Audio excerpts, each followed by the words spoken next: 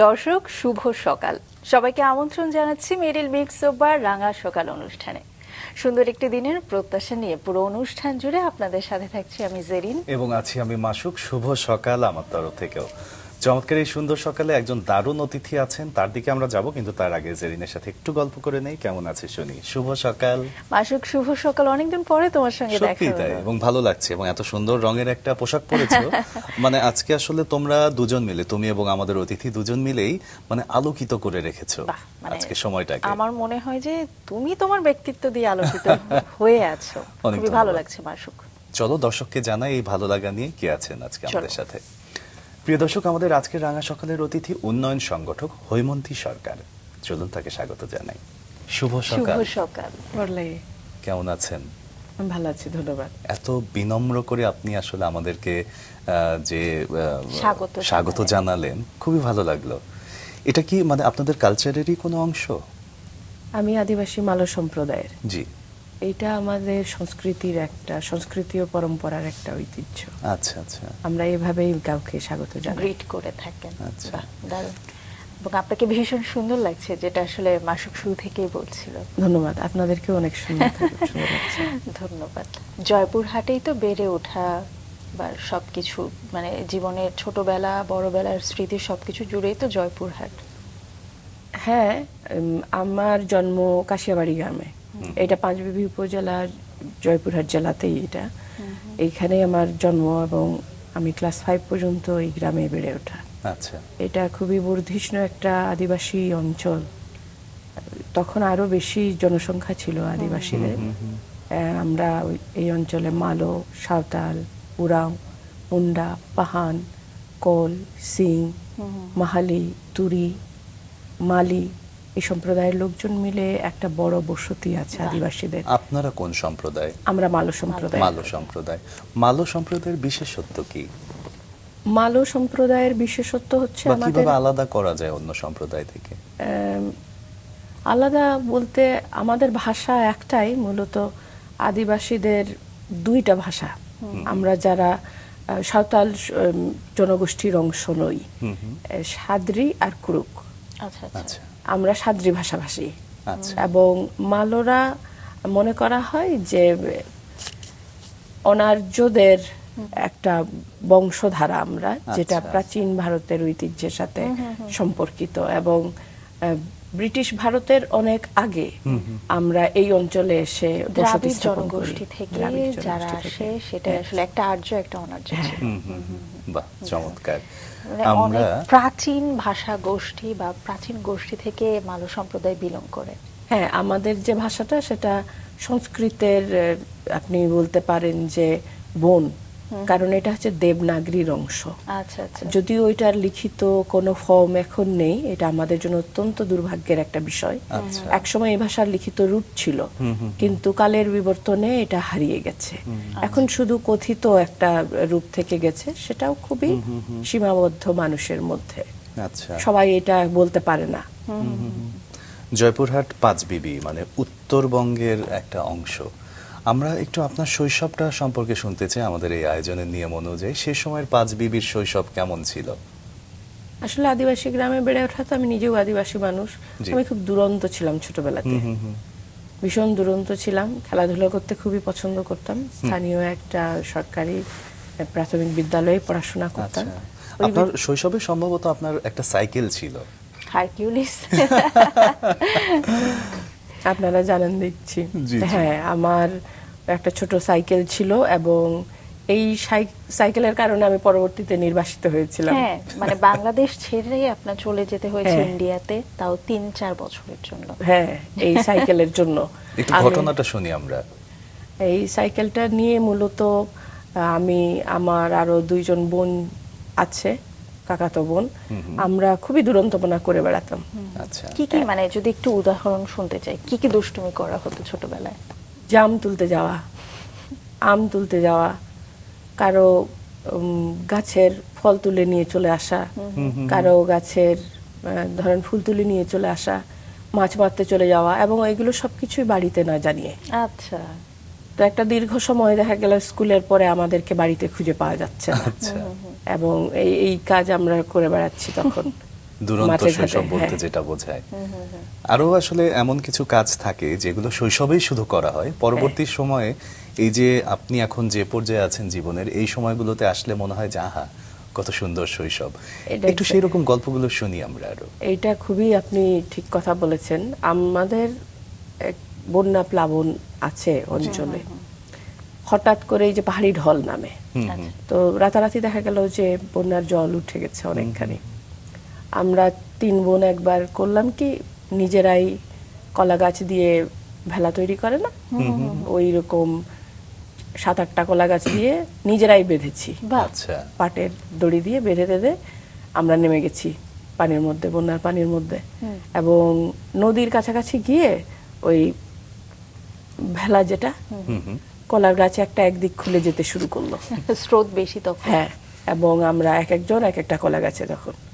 আহা, এটা মানে ওই সময় এখনকার মতো হলে একটা মৃত্যু চিন্তা হয়তো কাজ করতো, যে পানির মধ্যে চলে যাচ্ছি, না এত কি হয়। স্রোত, ভয়ঙ্কর স্রোত। ছোটবেলায় এগুলো মাথায় কিছু তখন থাকে মনে না। হয় যে আরো আনন্দ কাজ করছে। হ্যাঁ, এটা একটা মানে কি বলবো, যুদ্ধ জয়ের মতো ব্যাপার ছিল যে ওখান থেকে চলে আসলাম। যদিও এইটার মানে কনসিকুয়েন্স খুবই ভয়াবহ ছিল পরবর্তীতে। আচ্ছা, আচ্ছা। কি ভয়াবহ সেই ছিল। ভয়াবহ ঘটনাগুলো আমরা শুনতে চাই, কিন্তু এই সম্পর্কে আপনার সম্পর্কে কিছু তথ্য আমাদের কাছে আছে, দর্শককে জানিয়ে আবারও আপনার এই জায়গাতেই ফিরব। প্রিয় দর্শক, হৈমন্তী সরকার বাংলাদেশের আদিবাসী জনগোষ্ঠীর অধিকার, ভাষা, সংস্কৃতি এবং টেকসই উন্নয়নে নিবেদিত প্রাণ একজন উন্নয়ন সংগঠক এবং peoples union of the marginalised development অর্গানাইজেশনের পামডোর প্রধান নির্বাহী কর্মকর্তা। কর্মজীবনের শুরু থেকেই তিনি আদিবাসী জনগোষ্ঠীর শিক্ষা, ভূমি অধিকার, মানবাধিকার এবং সামাজিক উন্নয়নের বিভিন্ন কার্যক্রমের সঙ্গে সংযুক্ত থেকেছেন নিবিড়ভাবে। ইউনিভার্সিটি অব ওয়েস্টমিনস্টার থেকে স্নাতকোত্তর সম্পন্ন করে তিনি 12 বছর পর 2016 সালে দেশে ফিরে এসে পামডোর নেতৃত্ব গ্রহণ করেন। তার নেতৃত্বে প্রতিষ্ঠানটি মাতৃভাষা ভিত্তিক শিক্ষা, সংস্কৃতি, সাংস্কৃতিক ঐতিহ্য সংরক্ষণ, কৃষি, স্বাস্থ্য, জলবায়ু পরিবর্তন মোকাবেলায় এবং প্রান্তিক জনগোষ্ঠীর জীবনমান উন্নয়নে গুরুত্বপূর্ণ ভূমিকা পালন করে যাচ্ছে। পামডোর উপবৃত্তি কর্মসূচির মাধ্যমে অসংখ্য আদিবাসী শিক্ষার্থী উচ্চশিক্ষার সুযোগ পেয়েছে এবং বহু পরিবার অর্থনৈতিকভাবে স্বাবলম্বী হয়েছে। আদিবাসীদের ভূমি অধিকার প্রতিষ্ঠা এবং সাংবিধানিক স্বীকৃতির দাবিতেও কাজ করে যাচ্ছেন তিনি এবং তার প্রতিষ্ঠান। তাকে আমরা অল্প করে জানছিলাম, আবারও ফিরে যাচ্ছি তার কাছে। ঠিক সেই জায়গাতেই ফিরতে চাই যেখান থেকে আসলে আপনার সম্পর্কে জানাতে গিয়েছিলাম। শৈশবে শৈশবে মানে সেই যে নদীর মধ্যে ভেলা চলে গেল, আচ্ছা, তখন পরবর্তীতে কি বাসায় হয়েছিল? জানার পরে কি হ্যাঁ, হয়েছে? এইটা আমরা আসলে 4 জনই মারা যেতে পারতাম। ভীষণ খরস্রোতা থাকে সে কোন সময় নদী নদী, ছিল সেটা? তুলসীগঙ্গা। আচ্ছা আচ্ছা। তুলসী এই গঙ্গা, নদী আচ্ছা। এখন মানে বর্ষা নয় এরকম সময় দেখলে আপনার মনে হবে যে এটা নালা, কিন্তু বর্ষায় রূপ খুব ভয়ঙ্কর। মানে এমনিতে মরা নদী, কিন্তু বর্ষায় জীবন্ত হয়ে হ্যাঁ, ওঠে। বর্ষায় খুবই ভয়ঙ্কর। তখন আরো মানে তখন আরো বেশি ব্যাপ্তি ছিল এখন। ছিল নদীটার। আমরা যখন ভেলাই করে এই ঘটনা ঘটিয়ে বাড়ি আসলাম, আমার ছোট পিসি আমাদেরকে যেটাকে বলে মানে বেদম মার যেটাকে বলে, আমাদেরকে 4 জনকেই উনি ভীষণভাবে সে সময় শাসন করলেন। এবং এটার ফলশ্রুতিতে সেই বছর ডিসেম্বরে আমাকে পশ্চিমবঙ্গের দিনাজপুর শহরে হলি ক্রস স্কুলে আবাসিক ছাত্রী হিসেবে ভর্তি পাঠিয়ে করিয়ে দেওয়া দেয়া হয়। এই মানে চিন্তাটা কার ছিল, আইডিয়াটা বাবার নাকি মায়ের? মায়ের। মায়ের আইডিয়া ছিল। হ্যাঁ, কারণ হচ্ছে বাবা তো সারাদিন ব্যস্ত অফিসে থাকতেন। থাকেন। আমার বাবা এক্সকিউজ মি, আমার বাবা ডাক্তার দ্বিজেন্দ্রনাথ সরকার আদিবাসী সম্প্রদায়ের মধ্যে সমতল ভূমিতে যারা বসবাস করেন, তিনি প্রথম এমবিবিএস ডাক্তার এবং প্রথম বিসিএস কর্মকর্তা। বাহ। তো বাবা সে অর্থে আসলে পরিবারে খুব বেশি সময় দিতে পারতেন না, এখনো খুব যে বেশি সময় দিতে পারেন এমন না। আর মার তো দোষ হয়, বাচ্চাদের একটু যদি দুষ্টুমি থাকে, দুষ্টুমি স্বভাব থাকে। আসলে বাবা মা এমন একটা ক্যারেক্টার, এমন একটা রোল, আমি বলবো সেটা যে সম্প্রদায়ই হোক না কেন, যে দেশেই হোক না কেন, বা গণ্ডি যেখানেই হোক না কেন, তাদের কাজগুলো মনে হয় একই। সন্তানকে আগলে রাখা, তাদের প্রতিষ্ঠিত করার যে চিন্তাটা, সেটাকে এগিয়ে নিয়ে যাওয়া। একটু মা সম্পর্কে শুনতে চাই, ওই জায়গাগুলো। আপনি যেমনটা বলছিলেন মা একটু কড়া ছিলেন, একটু সবকিছু করা না, ভীষণ করা। ভীষণ করা হ্যাঁ। ছিলেন। দু একটা উদাহরণ শুনি। আমরা দুই বোন, জি। আমরা দুই বোন, এবং আমরা যৌথ পরিবারে বড় হয়েছি। জি। আমাদের পিসি কাকুরা সবাই সে সময় একটাই ফ্যামিলি ছিল। আচ্ছা। তো তিনি যৌথ বাড়ির পরিবার। বড় বউ, হ্যাঁ বাড়ির বড় বউ, তার হাতে সবকিছু। আচ্ছা। এখন এসে আমি বুঝি যে আসলে এটা খুবই কঠিন একটা খুবই ভূমিকা, কঠিন। এবং উনি খুবই দক্ষতার সাথে তার নিজের দায়িত্ব পালন করেছেন। সে সময় দাদু বেঁচে ছিলেন, উনি সবাইকেই দেখাশোনা করতেন, এবং আমরা দুই বোন খুবই এই যে সাজানো গুছানো সংসারের মধ্যে উপদ্রবের মতো ছিলাম আর কি। ভীষণ দুষ্টুমি করতাম। কি মিষ্টি বিশেষ করে করে বলছেন আমি আপনি। আপনার ছোট বোন আপনার থেকে মানে তার বয়সের গ্যাপটা কত? 4 বছরের 4 মতো। বছরের ছিল। হ্যাঁ। তার মানে বলা যায় যে বন্ধুর মতোই সম্পর্ক ছিল, হ্যাঁ, হ্যাঁ। দুষ্টুমিটাও বন্ধুর মতোই হতো। Partner in crime. হ্যাঁ, পার্টনার ইন ক্রাইম আমি বলতে চাচ্ছিলাম। দারুণ। সেই দুইজনে মিলে পুরো বাড়ি বলা যায় মাতিয়ে রাখে। হ্যাঁ, আর বিশেষ করে আমি, কারণ আমি আমাদের পরিবারের প্রথম সন্তান। আচ্ছা। বাবার যে ভাই বোন তাদের মধ্যে আমি প্রথম। আচ্ছা। আমাকে সবাই ভীষণ ভালোবাসে এখনো, তাই পিসিরা। দুষ্টুমিটাও বেশি ছিল। হ্যাঁ, মা ছাড়া আমাকে কেউ শাসন করতেন না। আচ্ছা।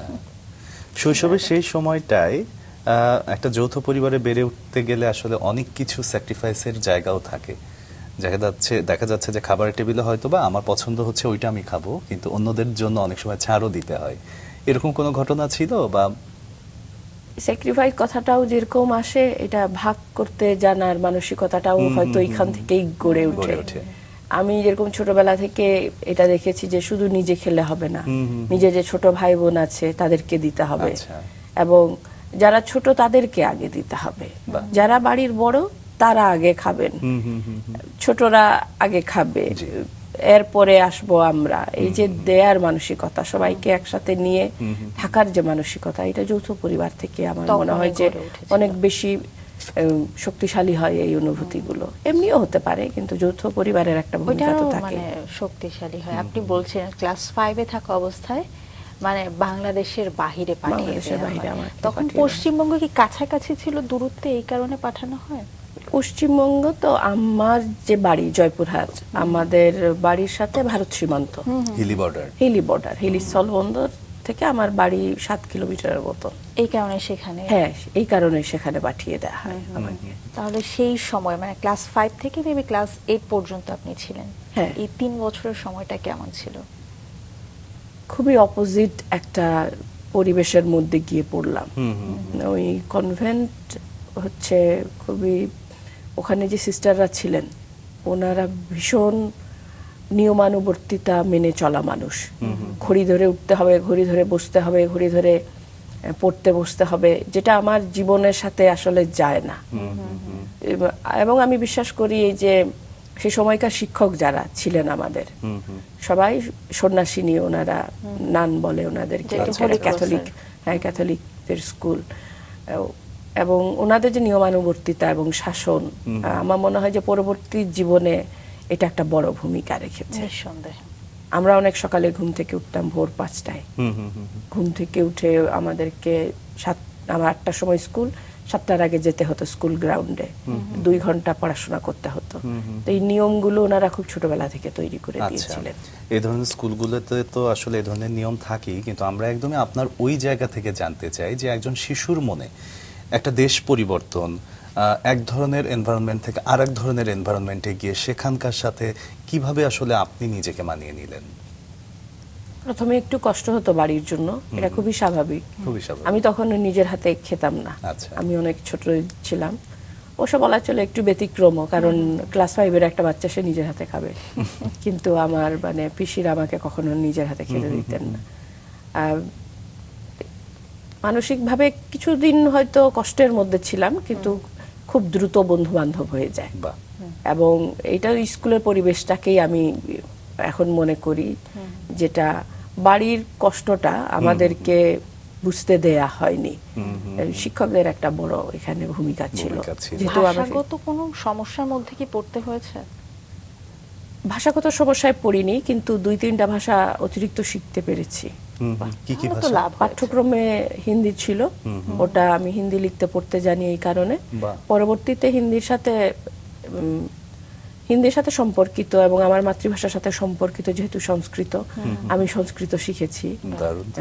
তারপরে হচ্ছে ইংরেজিতে একটা দক্ষতা ওই সময় থেকেই তৈরি হয়েছে, আচ্ছা আচ্ছা। যেটা পরবর্তী জীবনে অনেক হায়ার কাজে লেগেছে। স্টাডিজে আপনার কাজে লেগেছে।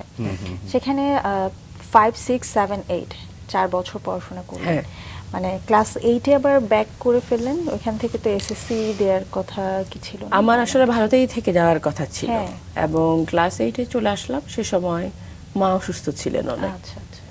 এবং খুবই টার্মিনালি উনি সিক ছিলেন। এটা মনে করা হচ্ছিল যে উনি হয়তো বাঁচবেন না বেশি দিন, আচ্ছা। এরকম একটা ইস্যু তৈরি হয়। Excuse me, তখন আমরা মানে আসি আর কি। আচ্ছা আচ্ছা। আপনি আমরা তখন বলতে চলে এলেন? আপনি এবং আপনার বোন? না না, আমি আপনি আচ্ছা, মানে আচ্ছা, তখন আচ্ছা। ইন্ডিয়া থেকে চলে এলেন ক্লাস 8 আমাকে নিয়ে আসা হলো। নিয়ে আসা হলো। পরবর্তীতে এসে কি আবার এখানে স্কুলে ভর্তি হলেন পড়াশোনা? আপনার মা তো তখন সুস্থ হয়ে উঠেছিলেন। মা সুস্থতা একটু সময় লেগেছিল, বছরখানেক, ওই জন্য আমি ফিরে যাইনি। আচ্ছা। আমার দুইবারই দেশে ফিরে আসা, একবার মার অসুস্থতার জন্য, একবার বাবার অসুস্থতার জন্য। আচ্ছা।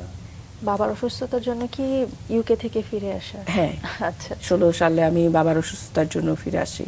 আচ্ছা আচ্ছা। উনি, ওনার পার্কিনসন আছে, পার্কিনসন, তার সাথে সে সময় কিডনির ক্যান্সারে আক্রান্ত ছিলেন। আচ্ছা, আমরা সেই গল্পটা শুনতে চাই বিস্তারিত, কিন্তু তার আগে এখন কিছুটা শৈশবেই থাকতে চাই। মায়ের অসুস্থতার কথা যখন বলছিলেন, আমি লক্ষ্য করছিলাম যে আপনার চোখ ছলছল করে উঠছিল। মায়ের প্রতি এত ভালোবাসা আসলে খুব ভালো লাগার মতো একটা বিষয়। আসলে ছোটবেলায় যখন মায়ের খুব প্রয়োজন ছিল, আমি মার থেকে অনেক দূরে ছিলাম। এটা আমি পরে বড় হয়ে বুঝেছি যে মার ভূমিকাটা খুব গুরুত্বপূর্ণ মেয়েদের জীবনে, সন্তানের জীবনে অবশ্যই, কিন্তু মেয়েদের জীবনে অনেক বেশি গুরুত্বপূর্ণ। যে অ্যাজ এ উইমেন আপনি, আপনার চিন্তা কেমন হবে, আপনার পারিপার্শ্বিকতা কিভাবে আপনি গড়ে তুলবেন, আপনার জীবনবোধ কিভাবে আপনি গড়ে তুলবেন, এই বিষয়গুলো মায়ের কাছ থেকে আসে। রাইট। এবং মায়ের অনুপস্থিতি মানুষকে যেরকম শক্ত করে, সেরকম আবার ভিতরে ভেঙেও দেয়। তো আমি ঈশ্বরের কাছে কৃতজ্ঞ যে মায়ের অনুপস্থিতি আমার জীবনে একটা গঠনমূলক ভূমিকা রেখেছিল।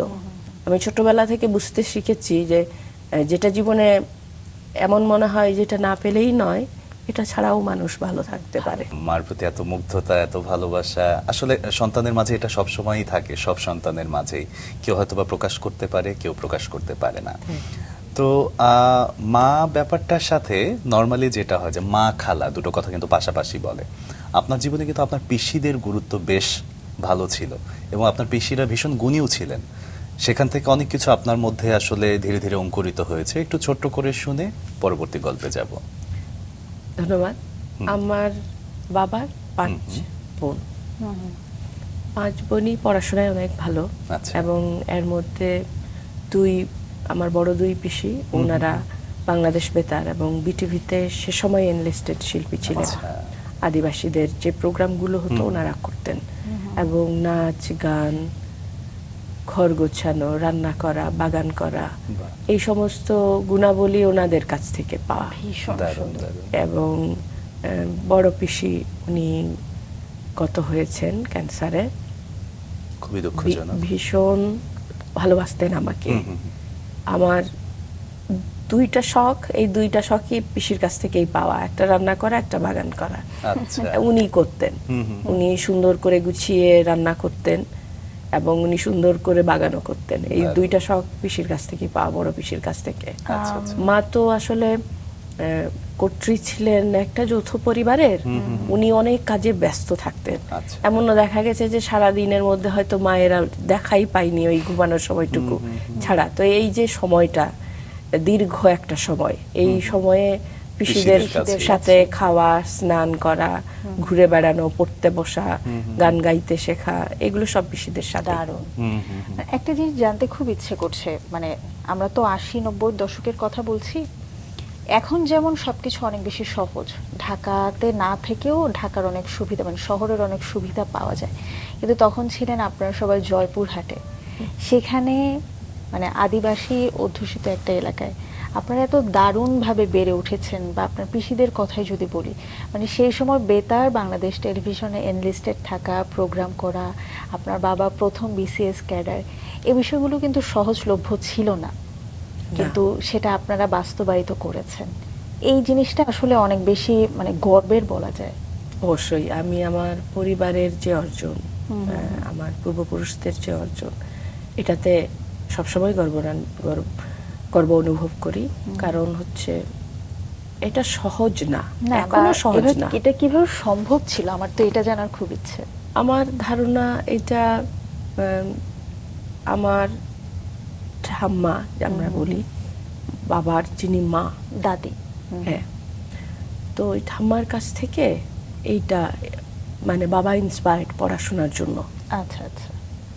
উনি চাননি যে বাবা গ্রামের থেকে যান অথবা জায়গা জমি ব্যবসাপাতি নিয়ে বড় হোক, এরকম উনি চাননি। আচ্ছা। উনি সে সময় নিজের বড় ছেলে যতই কষ্ট হোক নিজে বাবাকে রাজশাহীতে পাঠিয়েছেন পড়াশোনার জন্য।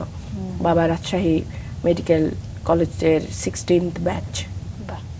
তো উনি ওই সময় থেকে রাজশাহীতে থেকে পড়াশোনা করতেন এবং ওনার দেখা দেখি ওনার ছোট ভাই বোনেরা, যেটা হয় আর কি পরিবারে, বড় ভাই থেকে হ্যাঁ বড় ভাই inspired থেকে হয়ে। ইন্সপায়ার্ড হয়ে তারাও পড়াশোনা শুরু করে। এবং আমার যিনি ঠাকুরদা, উনি গান বাজনায় খুব ভালো ছিলেন, সুন্দর বাঁশি বাজাতেন। আমাদের যে আদিবাসীদের যে বাদ্যযন্ত্রগুলো, আমি যে পরবর্তীতে মানে আপনার হয়তো এটা প্রশ্ন হতে পারে যে সংস্কৃতির বিষয়টা আমার এই কাজের অনেকখানি জায়গা নিয়ে কেন থেকেছে, আচ্ছা। কারণ আমি এটার মধ্যে বড় হয়েছি। একদমই তাই। আমার দাদু যে মিউজিক্যাল ইনস্ট্রুমেন্ট গুলো বাজাতে পারতেন, উনি যে গানগুলো পারতেন, উনি যে কথাগুলো পারতেন, সেটা কিন্তু এখন আমাদের সমাজে আর অবশিষ্ট নেই। তো এটা খুব আবেগের একটা জায়গা, আমার একটা ভালোবাসার জায়গা, ভালো লাগার জায়গা, এবং আমার বেড়ে ওঠাটা এটা কেন্দ্রিক। চমৎকার। পড়াশোনার স্কুল কলেজ দেশেই হলো, তারপরে আমি তারপরে বাবা চাইলেন যে আমি উচ্চশিক্ষার জন্য বাহিরে যাই, গ্রাজুয়েশন লেভেল। গ্রাজুয়েশন লেভেলে। উনি সবসময় ইন্সপায়ার্ড করতেন আমাদের দুই বোনকে, এখনো করেন, যে নিজের বেস্টটা নিজের জীবনের জন্য দেয়া উচিত। রাইট। এবং সে সময় আমি ব্রিটিশ কাউন্সিলে এসে ভর্তি হই আমার ইন্টারমিডিয়েটের পরে। ঢাকাতে আসলে ঢাকাতে এলাম। তখন যোগাযোগ, কত সালে তখনও ম্যাম যোগাযোগ ব্যবস্থা তো উন্নত হয়নি। এটাও 90-এর দশকে নাকি 2000? এটা 2000 সালে। আমি 98 এইচএসসি পাস করে 1 বছর পরে ঢাকায় এলাম।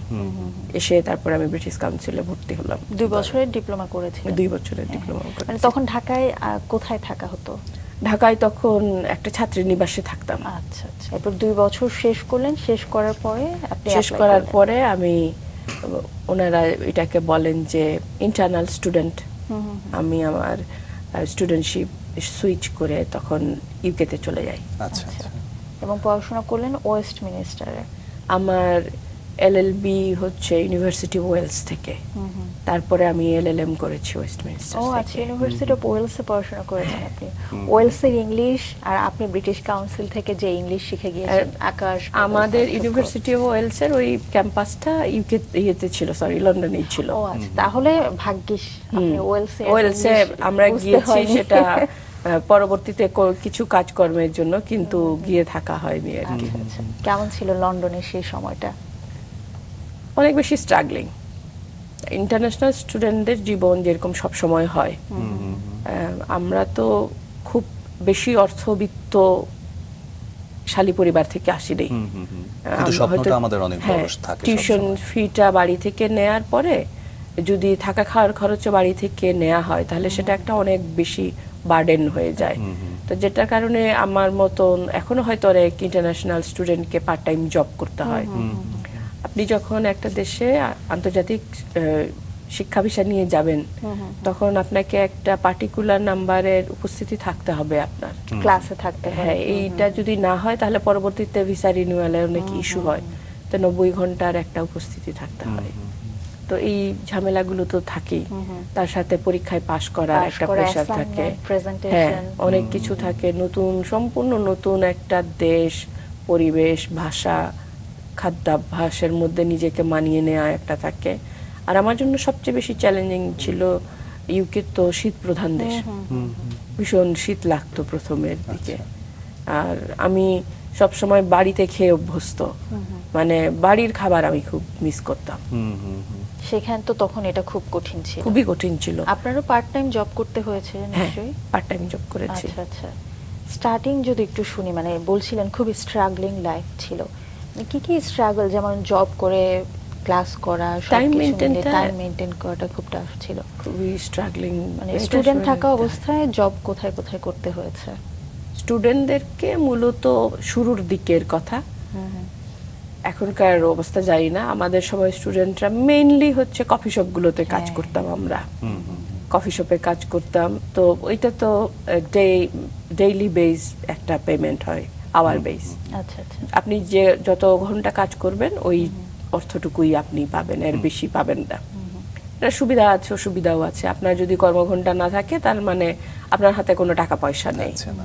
আর যদি আপনি কাজ করতে পারেন তাহলে তো সময়ের একটা ঝামেলার মধ্যে আপনি থাকবেন, আপনার ইউনিভার্সিটির ক্লাস, তারপরে এই সমস্ত ব্যাপার স্যাপার নিয়ে।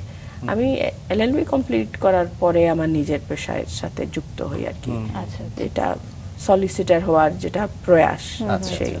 সেটা তারপর একটা সময় দেশে চলে আসতে হলো বাবার অসুস্থতার কারণে। 2016 একটু শুনি, হ্যাঁ।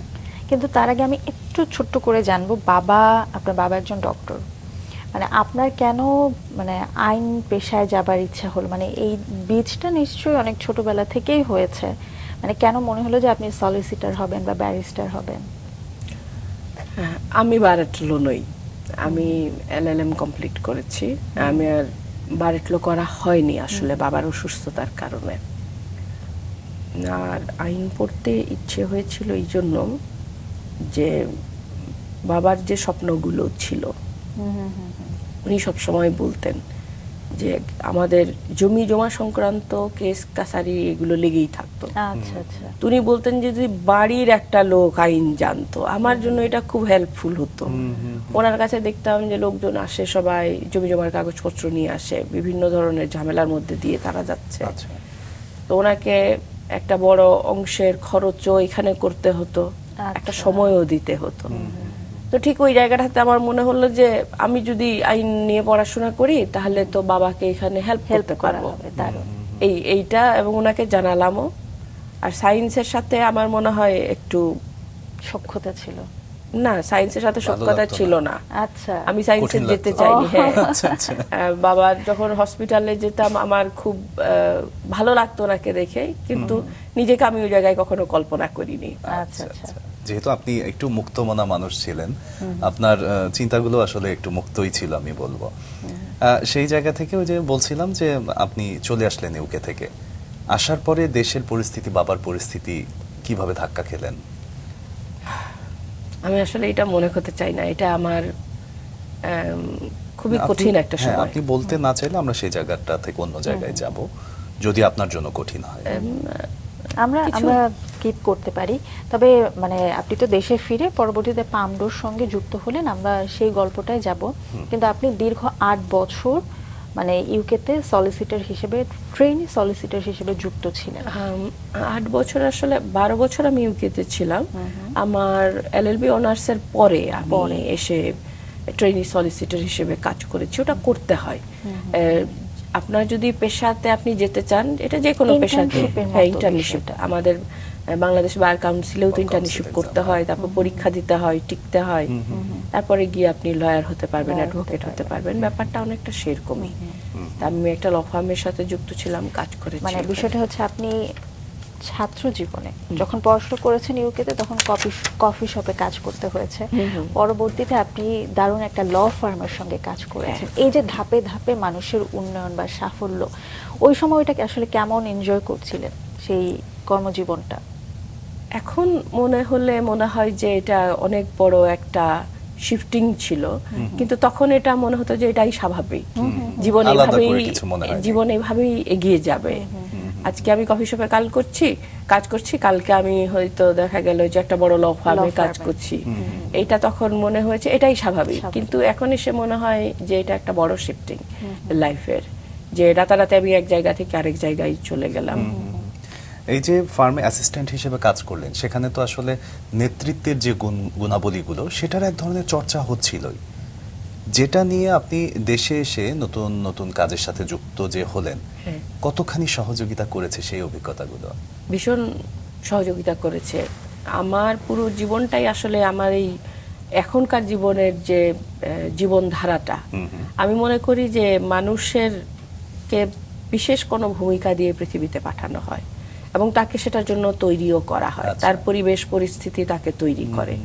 আমার জীবনটা এত বেশি চ্যালেঞ্জিং হবে 16 পরে এসে, বাবার অসুস্থতা, আমি তো আইন নিয়ে পড়াশোনা করেছি, প্রতিষ্ঠান সম্পর্কে খুব বেশি আমি জানতাম না সে সময়। আর পামরুর কথা বলছেন। হ্যাঁ, দীর্ঘদিন দেশের বাইরে থাকার কারণে একটা পরিবেশ পরিস্থিতি না বোঝার বিষয়ও চলে আসে। চলে আসে, স্বাভাবিক। হ্যাঁ। আপনি অনেক কিছুই সহজে তখন অনুধাবন করতে পারবেন না, এবং আমাদের এখানকার মানুষের চিন্তাধারা, জীবনযাপন, এরা কিভাবে ভাবে, কিভাবে সিদ্ধান্ত নেয়, আপনি যদি এটা ধরতে না পারেন এখানে আপনার সম্পৃক্ত হওয়াটা কঠিন হয়ে যায়, যেটা আমার জন্য হয়েছিল প্রথম দিকে। জি।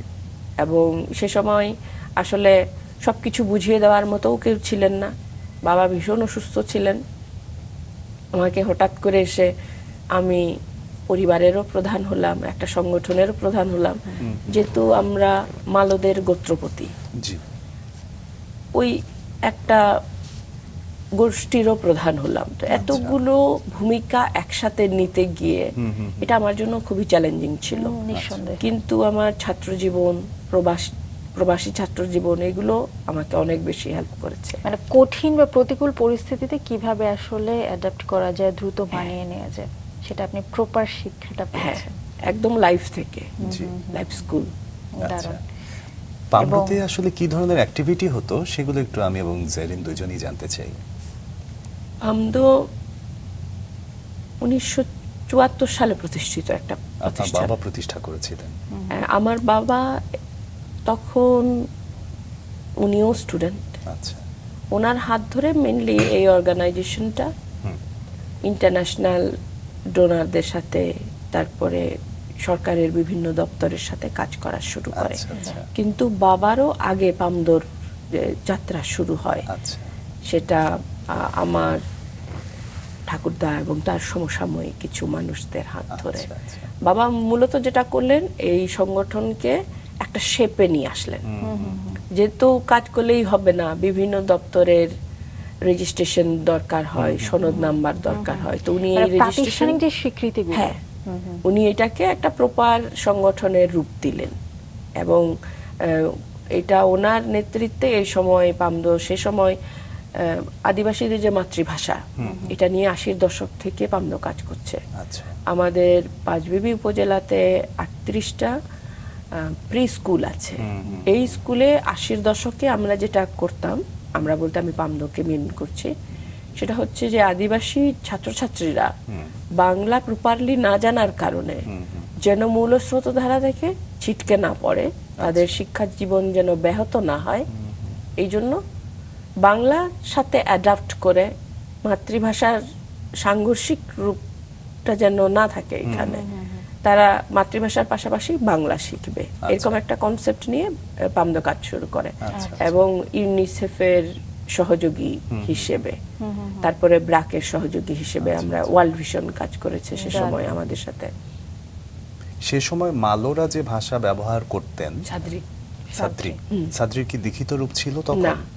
পরবর্তীতে হয়েছে? আমরা, এটা আমাদের দুর্ভাগ্য আমরা বলতে পারবো এখনো যে পর্যন্ত হয়। এখন পর্যন্ত আমরা কোনো অক্ষর পুনরুদ্ধার করতে পারিনি। আমরা কাজ চালিয়ে যাচ্ছি, আমরা বিভিন্ন ইউনিভার্সিটিতে লিখেছি, আমাদের নিজস্ব যে গবেষণা অংশ আছে প্রতিষ্ঠানে, সেটা আমরা প্রতিনিয়ত কাজ করে যাচ্ছি এটা নিয়ে। এবং এখন যে সরকার আছে, আপনারা হয়তো জানেন যে আদিবাসীদের বিষয়টা মাথায় রেখে একটা পৃথক অধিদপ্তরের মতন করা হয়েছে অলরেডি, এবং আলাদা একটা চিন্তা ভাবনাও করা হচ্ছে। এখন মাননীয় প্রধানমন্ত্রী অনেক বেশি, আমি বলবো, সহানুভূতিশীল আদিবাসীদের প্রতি। একদমই। উনি ইতিমধ্যে 16 তারিখে কথা বলেছেন আদিবাসী প্রতিনিধিদের সাথে। একজন সংসদ সদস্যও আছেন, আপনারা হয়তো জানেন, জি, জি। আন্না মিঞ্জ। জি। উনি আদিবাসীদের মধ্যে, সমতল ভূমির আদিবাসীদের মধ্যে প্রথম সংসদ সদস্য। পামডোর যে মানে যাত্রাটা, সেটা একদমই আপনার দাদাদের সময় থেকে তৈরি হয়েছিল। এবং একটা জিনিস দেখো মাসুক, মানে সমাজে যারা এগিয়ে যায় তাদের কিন্তু একটা দায়বদ্ধতা থাকে অবশ্যই। পুরো গোষ্ঠীর উন্নয়নের জন্য, সম্প্রদায়ের উন্নয়নের জন্য, এবং তারাই হচ্ছে আসল সফল ব্যক্তি যারা এককভাবে নয় সবাইকে নিয়ে এগিয়ে যাওয়ার চেষ্টা শুধু করে। কি তাই, প্রজন্ম থেকে প্রজন্মতরে এই বোধটা কিন্তু তারা ছড়িয়ে দেন। একদমই।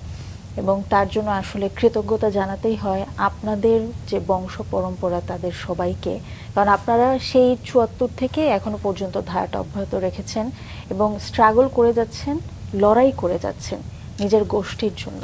সেই গল্পটা আবারও ফিরি, যখন আপনি অনেকগুলো দায়িত্বের মধ্যে পড়লেন, কি কি আসলে ফাইটিং এর মধ্য দিয়ে যেতে হয়েছিল, বা এখন কিভাবে সহযোগিতা পাচ্ছেন ইন্টারন্যাশনালি বা ন্যাশনালি, সেই গল্পগুলো আপনার কাছ থেকে শুনি। আসলে যখন ১৬তে আমি পামদার প্রধান নির্বাহী হিসেবে দায়িত্ব গ্রহণ করি, সে সময় আমার জন্য পরিবেশ পরিস্থিতি বুঝে ওঠাটা কঠিন ছিল। আমার, আপনি দেখবেন যে জীবনে বড় একটা অংশ আমি বিদেশে কাটিয়েছি, ছেলেবেলা এবং পরবর্তীতে ইউনিভার্সিটি লাইফে। সমাজের সাথে যে সঙ্গতিপূর্ণ যে জীবনধারা, আমি বাংলাদেশের কথা বলছি, জি। এটা আমার গড়ে ওঠেনি। এটা আমার বুঝতে সময় লেগেছে। এবং আমি দেখলাম যে মানুষের যে সমস্যাগুলো, বিশেষ করে আমাদের আদিবাসীদের, আমার দাদার সময়ে যেমন ছিল খুব বেশি পরিবর্তন কিন্তু হয়নি। আচ্ছা। সবচেয়ে বেশি সমস্যাটা আসে ভূমি অধিকারের বিষয়টা নিয়ে। কারণ আদিবাসীরা বংশ পরম্পরায় কাগজপত্রে বিশ্বাস করে না। আচ্ছা আচ্ছা। আমরা এমন মনে করি যে জমির মালিক আপনি নন, জমি আপনার মালিক। কারণ জমি থেকে যাবে, আপনি চলে যাবেন, আপনি খুবই অল্প সময়ের জন্য পৃথিবীতে এসেছেন, এখানে আপনার কোনো কিছুর উপর মালিকানা নেই। তো এই ধারা থেকে, চিন্তা ভাবনা থেকে আমাদের পূর্বপুরুষেরা অনেকেই জমির কাগজপত্র তৈরি করতেন না। আচ্ছা। পরবর্তীতে এটার সুযোগ নিয়ে কিছু দুষ্কৃতিকারী মানুষজন তারা আদিবাসীদের বড় একটা অংশকে ভূমিহীন করার চেষ্টা চালিয়ে যাচ্ছে। আমরা এরকমও দেখেছি যে খুবই নামমাত্র মূল্য দিয়ে অনেকগুলো জমি কিনে নেয়া, অথবা একটা অংশের কথা বলে একটা বিশাল একটা বিশাল অংশ একটা লিখে অংশ নেয়া। লিখে নেয়া, অথবা একটা প্রলোভন দিয়ে জমি নিয়ে নেওয়ার, এরকম বহু ঘটনার সাক্ষী আমি নিজে। আচ্ছা। ওই জায়গাটাতে সমস্যাটা তো আছেই আমার মনে হয়। তবে আশার ব্যাপারটা এটা যে বাংলাদেশের সংবিধানে যে ধারাগুলোতে আদিবাসীদের অধিকার অথবা মানুষের যে অধিকার নিশ্চিত করা হয়েছে, সেখানে কিন্তু কোনো ঘাটতি নেই। এমনকি প্রজাস্বত্ব আইনের যে ধারাগুলোতে জমি জমার অধিকারের কথা বলা হয়েছে, বিশেষ করে আদিবাসীদের ভূমি মালিকানা পরিবর্তনের ক্ষেত্রে কিন্তু বিধিনিষেধ আছে। একদমই। আমার মনে হয় প্রচলিত আইন যেটা আছে সেটাই যদি সঠিকভাবে আন্তরিকতার সাথে মাঠ পর্যায়ে এই আইনগুলোর প্রয়োগ হয়, তাহলেই কিন্তু এই জমি জমার ব্যাপারটা এখানেই থেমে যায়।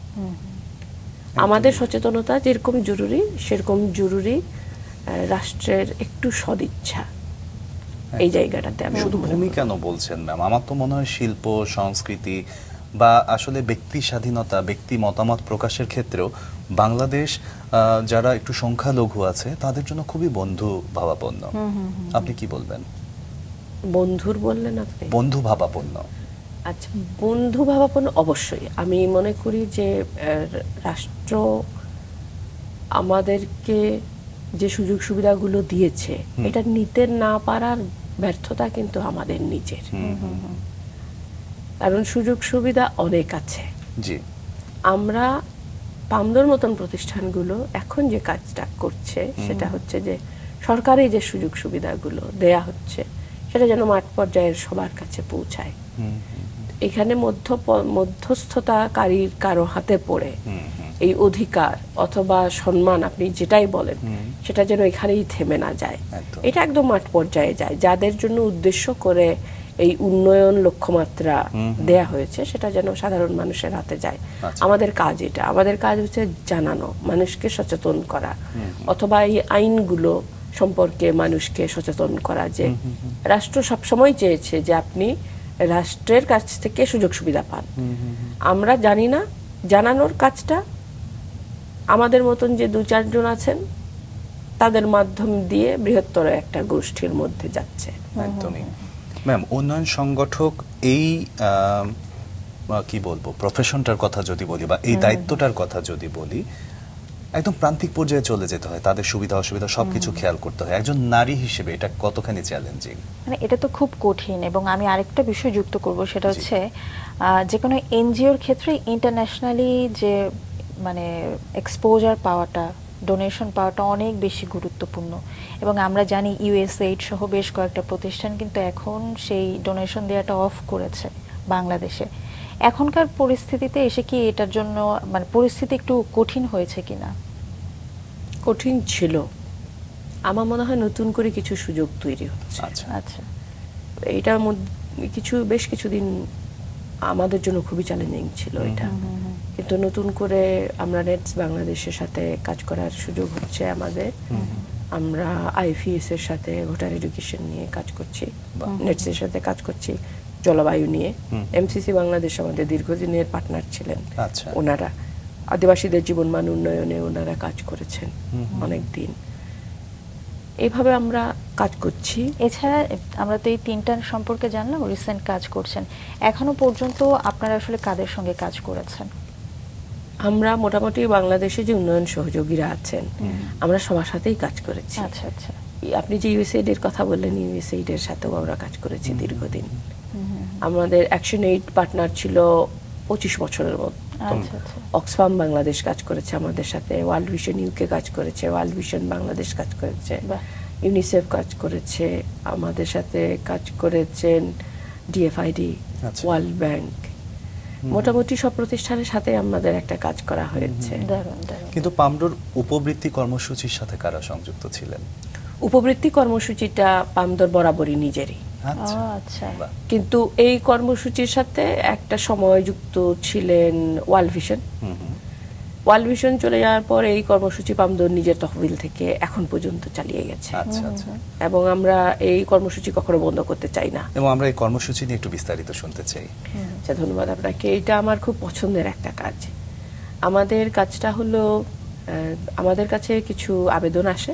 তাছাড়া আপনি যেটা বলছিলেন যে তৃণমূল পর্যায়ে একজন নারীর কাজ করা জি, জি, আসলে জি। অনেক কঠিন।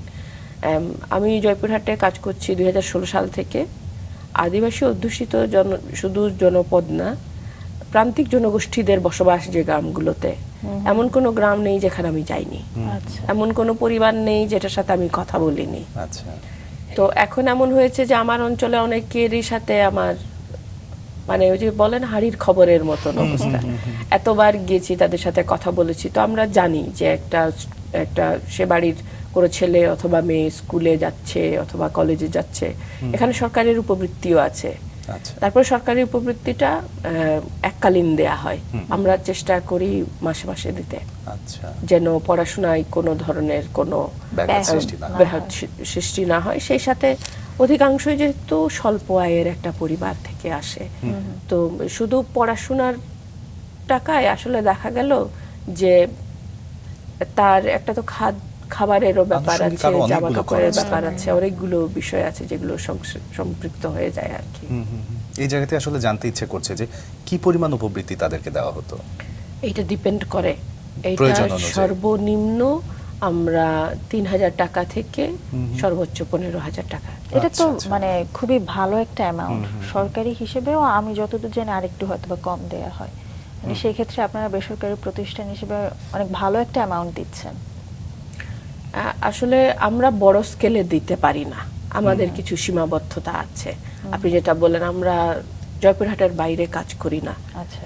আমাদের যে আয়গুলো হয় বিভিন্ন প্রকল্প থেকে এবং সরকারি অনুদান থেকে, সেটার বড় একটা অংশ শিক্ষা খাতে দেয়া হয়। হ্যাঁ, সেটাই বললাম যে আপনারা খুব ভালো পরিমাণ একটা অ্যামাউন্ট উপবৃত্তি হিসেবে দিচ্ছেন। হ্যাঁ, এবং আমি খুবই গর্বের সাথে এই কথাটা বলতে চাই, সমতল ভূমিতে যে অঞ্চলগুলোতে আদিবাসীরা বসবাস করেন শিক্ষার হার জয়পুরহাটে সবচেয়ে বেশি, সবচেয়ে বেশি। এবং এটা আমরা সবসময় জেনে এসেছি। এবং উচ্চশিক্ষার হারও জয়পুরহাটে অনেক বেশি। দারুণ। এখন অনেকে প্রশাসনিক ক্যাডারে আছেন, অনেকে ঢাকা ইউনিভার্সিটিতে পড়াশোনা করেছেন, রাজশাহী ইউনিভার্সিটিতে, রাজশাহী মেডিকেল কলেজে পড়াশোনা করেছেন। তো তো এই ব্যাপারগুলো আসলে সমাজে একদিন আসে না, এইটার জন্য একটা পরিবেশ পরিস্থিতি তৈরি করতে হয়, দীর্ঘ সময়ের দীর্ঘ সময়ের একটা লড়াই করে যেতে লড়াই। হয় এবং তার জায়গা কারণেই আছে। আসলে পেয়েছেন। আমরা প্রতিবারই দেখি এসএসসি এইচএসসি তে সবচেয়ে বেশি পাশের হার, এ প্লাসের হার কিন্তু জয়পুরহাট থেকে আসে এবং বলা যায় যে আপনি এবং আপনারা কাজ করছেন বলেই হয়তোবা এত দারুণ রেজাল্ট আমরা ন্যাশনালি পাচ্ছি। অনেক ধন্যবাদ আপনাকে, এটা অনেক বড় কমপ্লিমেন্ট। যদিও আমি মনে করি আমার অংশগ্রহণটা খুবই সীমিত। আমরা যতটা কাজ করার আগ্রহী, বিভিন্ন প্রতিবন্ধকতার কারণে আমরা এইভাবে, প্রতিবন্ধকতা বলতে মূলত আমাদের আর্থিক সক্ষমতা কম ছোট প্রতিষ্ঠান হিসেবে, এইখানে এটা না থাকলে একটা বড় আকারের শিক্ষার গুণগত মান পরিবর্তনেও আমরা কাজ করতে পারি। এবং ছোট ছোট করে হাঁটি হাঁটি পা করে আপনারা যেভাবে এগিয়ে যাচ্ছেন এবং যে সফলতাগুলো আছে সেগুলোও কিন্তু অনেক বড় আমি বলবো। যেমন আমরা অবশ্যই। বাংলাদেশের সংবিধানের 23-এর কতে আদিবাসীদের অন্তর্ভুক্তির যে বিষয়টা, সেখানে পামডুর যে অবদান সেটা তো আসলে কোনো কিছুর সাথেই তুলনা করা যাবে না। অনেক ধন্যবাদ আপনাকে। এইটা আসলে সে সময় বাবা এটার সাথে সম্পৃক্ত ছিলেন এবং আমি ওই সময় দেখেছি যে রাতের পর রাত, আমরা তখনও থাকি কাশিয়াবাড়িতে, বিদ্যুৎ ছিল না, একদম শুরুর কথা বলছি। জি জি। বিভিন্ন পাড়া থেকে কাকারা আসতেন, আমরা কাকাই বলতে অভ্যস্ত, যদিও তারা অন্য সম্প্রদায়ের। আচ্ছা। মানে এখন উনি সাঁওতাল সম্প্রদায়ের হোক অথবা মালো হোক, উরাও হোক, পাহান হোক, মুন্ডা হোক, সবাই একটা পরিবারের মতো। তারা আসতেন, তারা বসতেন, তারা কথা বলতেন যে কি করলে সমাজের জন্য ভালো হবে, আমাদের দুর্বলতারা কোন জায়গায়, আমরা কি কি চাইতে পারি অথবা কি কি সরকারি সুযোগ সুবিধা আছে সেটা আমরা মানুষকে জানাতে পারি। আমি এটা খুব ছোটবেলা থেকে দেখেছি আচ্ছা। আমাদের বাড়িতে এই মিটিংগুলো হতে, এই সমাবেশগুলো হতে। এই 23-এর ক ধারার যে সম্পৃক্ততা, এইটার জন্য দীর্ঘ একটা পথ সকল আদিবাসীদেরকেই পাড়ি দিতে হয়েছে। পামদো হয়তো একটু সামনের দিকে ছিল এই লড়াইয়ে, কিন্তু কারোরই অবদান কম নয় সে সময় যারা কাজ করেছেন। দারুণ দারুণ।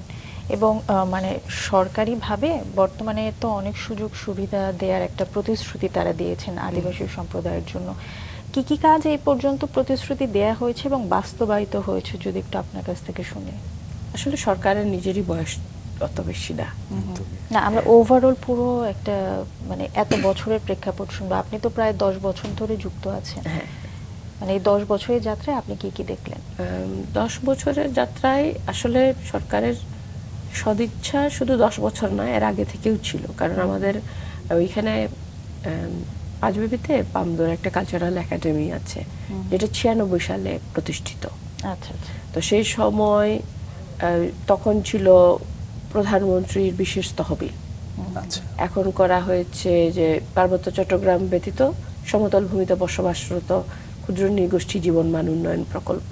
আচ্ছা। এবং এর পরে এই পর্যায়ে এসে ক্ষুদ্র নৃগোষ্ঠীদের জন্য আলাদা একটা দপ্তরই করা হয়েছে, একজন বিশেষ সহকারীও আছেন মাননীয় প্রধানমন্ত্রী, যিনি শুধু এই ক্ষুদ্র নৃগোষ্ঠীদের বিষয়গুলো দেখবেন। তো এইখানে যে জিনিসটা আমরা দেখলাম, এর আগে আমার জানা মতে কোনো প্রধানমন্ত্রী ক্ষুদ্র নৃগোষ্ঠী বলেন, আমরা এই শব্দটা ব্যবহার করি না, আমাদের দাবির একটা জায়গাও আছে এখানে। আমরা বলি যে আমরা যেহেতু আদিবাসী আমাদেরকে সেই নামে ডাকা হোক, আমাদেরকে আদিবাসী, আমাদেরকে আদিবাসী বলা হোক। আদিবাসী নেতৃবৃন্দের সাথে এই প্রথম কোনো প্রধানমন্ত্রী সরাসরি বসলেন, এটা আমার জানার মতে আমি বলছি। উনি জানতে চেয়েছেন সমস্যাগুলো এবং যে সমস্যাগুলো উঠে এসেছে এবং পরবর্তী মিটিংগুলোতে যেগুলো উঠে আসবে সেগুলো সমাধানের জন্য একটা প্রয়াস হয়তো নেওয়া হবে।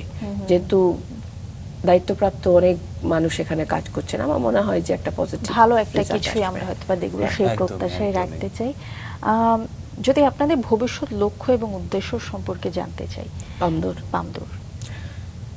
পামদোর লক্ষ্য এবং উদ্দেশ্য হচ্ছে আদিবাসীদের ভূমি, সংস্কৃতি, ভাষা, ঐতিহ্য এবং ঐতিহ্যগত যে জীবনমানটা ছিল এটা ধরে রাখা। আচ্ছা। আমি শুরুতে বলছিলাম, বলতে বলতে হয়তো আমার সুরটা কেটে গেছে, আমাদের যে প্রি স্কুল ছিল সেখানে এক সময় আমরা আদিবাসী ছেলে মেয়েদেরকে বাংলা শেখাতাম, কারণ সে সময় আদিবাসীরা বাংলা খুব বেশি জানতো না জানতেন না। এবং বলতেও পারতো না, যার কারণে ঝরে পড়ার সংখ্যাটা অনেক বেশি ছিল। এখন যেটা হয়েছে, আমরা তো সমতল ভূমিতে বাস করি, আমাদের প্রতিবেশী সবাই, পাহাড়ের হয়তো একটা অ্যাডভান্টেজ আছে, ভৌগোলিক অবস্থানের কারণে সবাই সব জায়গায় বসবাস করতে পারে না, যার কারণে আদিবাসী গ্রামগুলো আলাদা আলাদা। আমার তো সে সুবিধা নেই, আমার প্রতিবেশী একজন বাঙালি, এবং আমার যারা পরবর্তী প্রজন্ম তারা তাদের ভাষা, জীবনমান, পোশাক, সংস্কৃতি নিবে, এটাই তো স্বাভাবিক। স্বাভাবিক। এখন যেটা হয়েছে, আদিবাসী ছেলে মেয়েদের বড় একটা অংশ তাদের মাতৃভাষা পারে না। জি। আমাদের যে ঐতিহ্যবাহী সাংস্কৃতিক অঙ্গনটা ছিল সেটা নষ্ট হয়ে গেছে। আচ্ছা আচ্ছা। আমাদের গানগুলো আর নেই, আমাদের বাদ্যযন্ত্রগুলো সংরক্ষিত হয়নি, আমাদের ভাষা তো মানে খুবই মুমূর্ষ একটা অবস্থায় আছে। আমার এবং আমার প্রতিষ্ঠানের এটা ঐকান্তিক প্রচেষ্টা, আমরা যেন আমাদের মাতৃভাষাটা রক্ষা করতে পারি। আমার বলতে, যখন আমি আমার বলছি, তখন আমার মতন আরো যে জাতিগোষ্ঠী বসবাস করেন বাংলাদেশে, আমি সবার কথা বলছি। এটা আমাদের সবার চাওয়া যে আমরা বাংলাদেশের মানুষরাই একমাত্র মাতৃভাষার জন্য জীবন দিয়েছি, সেই ভূখণ্ডে আমার মাতৃভাষা কেন মরে যাবে? একদমই তাই। আমার মাতৃভাষা এখানে যদি মরে যায়, এই দায় তো আমারও। নিঃসন্দেহে।